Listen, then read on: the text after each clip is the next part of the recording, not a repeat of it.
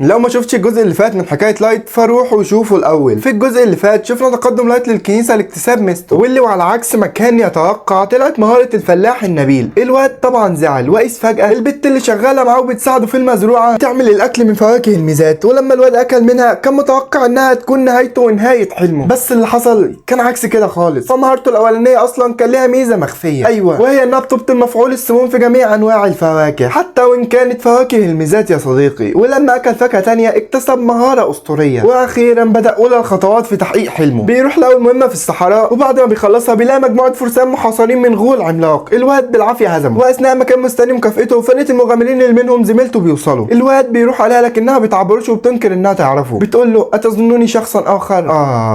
الواد مصدوم، ما كانش متخيل ابدا انها تعمل كده. الواد يئس، قالت له يا عم ولا يهمك، تروح بيت تيجي 100 تموت 6 ولد وليه. انت لسه زعلان؟ تعالى انا هروق عليك ما تقلقش. بيروحوا يتغدوا سوا، هوبا احلى شربة ميه دي ولا ايه؟ ايوه ما تتكلمش ولا اسمع صوتك حتى. الواد متفاجئ، الله امال ايه اللي قلتيه من شويه دوت؟ قالت له اقعد وانا هحكي لك. فبعد ما الكاهنه اخدتني اضطريت اشتغل مع فريق الرتبه اس، وما عرفتش اتواصل معاك تاني، ولما جيت تكلمني ما حبيتش اوحلك مع الاوباش دول، احسن لك تبعد عنهم. فقبل شهرين من دلوقتي كنا في مواجهه احد الافاعي الخطيره. ساحه المعركه كانت قريبه من مزروعه الكرويين، بس فرقتي ما اهتمتش لاي حاجه، كل اللي في بالهم هو ازاي يخلصوا المهمه ويرجعوا بسرعه. مين مات مين عاش ما يفرق لهمش. وتعرف ما بيعملوش كده من شويه، لا الكائنه هي اللي غسلت دماغتهم وخلتهم بالشكل ده. بالنسبه لي كلهم محتاجين المساعده. يا لينا بتفكريني مدوري يا بت، والله نفس طيبه القلب ديت برضو. المهم البت بتبكي بعدها وبتقوم تمشي. لايت بياخد ارلا وبياخدوا مكافئتهم، بيقول لها انا عاوز انقذ لينا من القديسه، انا لازم اعمل كده. ارلا قالت له سهله يا ابو الكباتن، شايف انت الواد اللي لم النسوان حواليه وبيقرا عليهم ده؟ هو واحد من فرقه لينا جراوز، روح واساله ممكن يجاوبك. الواد قال لها تمام. وفي اعلان موظفه النقابه بتقول له الناس بتشتكي منكم ليه يا عم؟ ففي اخر مهمه ليكوا حرقتوا نص قريه بالكامل. قال لها وايه يعني؟ هو وانت ماشيه بتاخدي بالك لا تدوسي على النمل الصغير؟ لا صح، وكذلك الحال، مفيش حاجه في اهميه القضاء على الوحش. لايت اتعصب، قال له سيب لينا تمشي من الفرقه حالا ودلوقتي، فاساليبكم تتعارض مع مبادئها النقيه. قال له انت مين ان شاء الله؟ اجري يا ابو شخه من هنا بدل ما اعملها معاك. مؤمن جعفر امسكوه. الواد كان هيدخل له تاني، بس واحد من المغامرين اللي انقذهم الصبح بيقول له ما تعملش عقلك بعقله. فجراوس كلب الكاهنه المقدس، ولو اي حد داس له على طرف هيودع حلمه في انه يكون مغامر تاني. الواد فهم الكلام وقال له يا عم تمام، احنا ننام دلوقتي وبكره نشوف هنعمل ايه مع الكلب دوت. واليوم خلص على كده. تاني يوم بقى جراوس ومغامرين الرتبه اس كانوا متجمعين عشان ينزلوا مهمتهم تانية، ولينا واقفه ومهمومه. فلايت اصلا عرض عليها تسيب فرقتها وتنضم له هو وارلا، بس ده ازاي يا لايت؟ محدش يقدر يعصي الكاهنه. بس لا انا لازم اتشجع. بتقول لي جراوس بص يا ابو الصحاب كده، انا مش زيكم، انا عايز اسيب الفرقه واساعد الناس حسب معتقداتي. لسه هتسيب المكان وتخرج، بس هوبا في ثانيه الا ثانيه كان قدامها طلع سيفه وهددها. البت كانت هتستل سيفها وتحاربه، بس بعدها بتدرك ضعفها وهوبا القلم المتين بينزل على خدها. بيقول لها اياكي تتكرر تاني. بيطلع لبره وهوبا عامل ايه يا جراوس؟ يلا بينا يا لينا انا جاي انقذك منهم. قال لي جراوس تتحداني ولو كسبتك تسيب لينا تيجي معانا حالا ودلوقتي؟ جراوس قال له تمام يا عم، وان كسب فما اشوفش وش امك هنا تاني. قال له يا عم خلصانه. الله بتعرفوا بمهارات جراوس، ولايت بيحافظ على نزاهته وبيعرف جراوس ان معاه مهارتين مش مهاره واحده زيهم، لا سيد الفواكه وحاكم السيوف. جراوس اتعصب هجم عليه، اللي بتقوله ده كداب يا ابن الكدابه، مفيش حد عنده اتنين. قال له لا فيه. جراوس بيهجم عليه بضراوه وبوم بنلاقي الواد طاير ل 3 متر ورا. هو انت فاكر انك هتهزمني يالا ولا ايه؟ انا جراوس يالا. بيهجم عليه بيرزعه برجليه بيبص له بعينيه. الواد مش عارف يعمل اي حاجه. جراوس كل شويه يجي من وراه ويفخد له ايه يا ابو الصحاب شد حيلك مش كده يعني. الواد بيهجم عليه بس مش